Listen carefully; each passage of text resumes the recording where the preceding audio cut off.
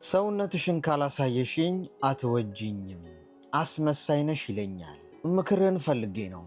እምወደው ልጅ አለ። እሱም እንደሚወደኝና ከሌሎቹ ልዩ ሴት ነሽ እያለ ይነግረኛል። በፍቅር ወደ 2 ዓመት ቆየን።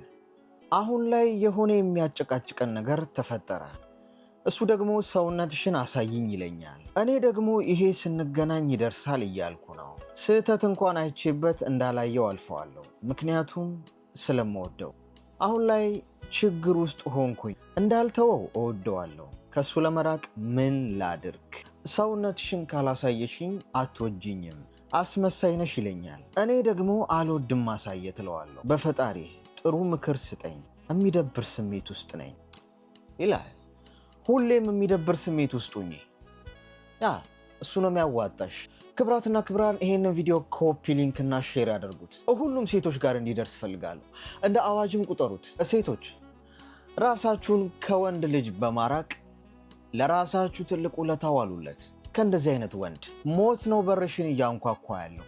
ሰይጣን ጂኒ በዩ ምንም በዩ፣ ግን ሰው አይደለም። እመኝ፣ እንዲህ አይነት ወንዶች የየትኛውንም ወንድ ተፈጥሮ አይወክሉም።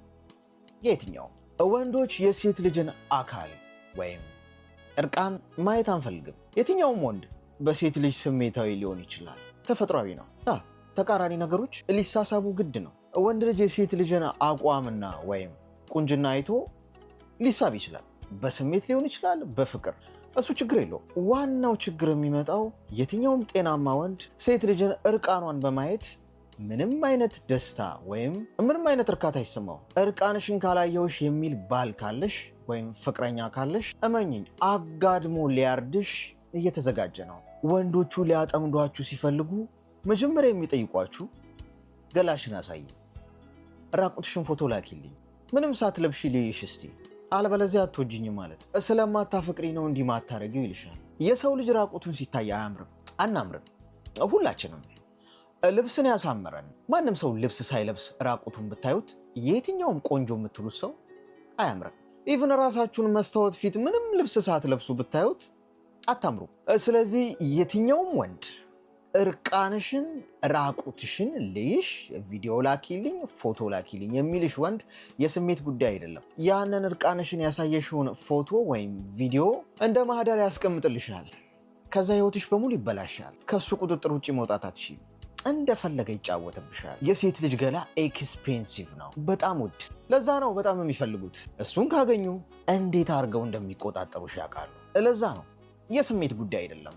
ወሲብ ስለሚፈልግ ወይ ደግሞ ስሜታዊ ሆኖ ነው አንድ ወንድ የሚጠይቀው ብላችሁ የምታስቡ ሰዎች ካላችሁ በጣም የዋናችሁ ማለት ነው።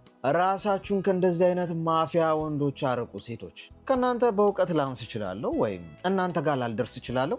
አዲስ ነገርም አይደለም እየነገርኳችሁ ያለሁት፣ ግን ይህንን ከመናገር ወደኋላ አልልም በየቀኑ።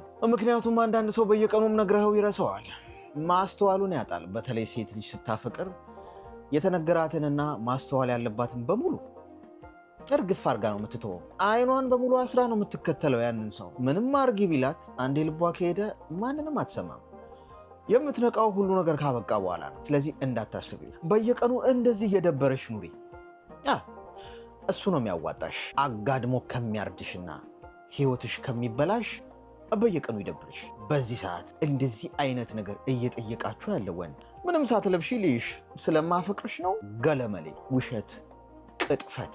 የምትታረጂበትን ቢላ እያዘጋጀልሽ ነው። ከዚህ ፍቅረኛሽ በፍጥነት መራቅ አለብሽ አሁኑኑ፣ አለበለዚያ ያበቃልሻል። እንደዚህ አይነት የፍቅር ግንኙነት ውስጥ ያሉ ሴቶችን ማፋታት በጣም ነው የምወደው፣ በጣም። ምክንያቱም ነገ ሴት ልጅ ልትኖረኝ ትችላለች። አንድ ቀሽም የሆነ ወንድ ሴት ልጅ ላይ እንደዚህ አይነት ድራማ ሲሰራ ማየት አልፈልግም። እንደ አባት ማለት ነው። ሌላ ምንም ታሪክ የለውም። አንተ ይህንን ቪዲዮ እያየ ያለህ ወንድም ነገ አንተ ልጅ ላይ ይመጣልሃል። በቁምህ ሴት ልጅ ራሷን ስትሰቅል ቆመህ የምታይም ይሆናል። እንዲህ አይነቱ ነገር ዝም እያልክ የምታልፍ ከሆነ ማለት ነው። ስለዚህ ከእንደዚህ አይነት ወንዶች ራሳችሁን በማራቅ ለራሳችሁ ትልቅ ውለታ ዋሉለት። ሴቶች እንኳን አሁን የተዋወቀሽ ወጠጤ ቀርቶ እናትና አባትሽ እንኳን ያንቺን እርቃን ማየት የለባቸው በጭራሽ። እንዳታስቢ።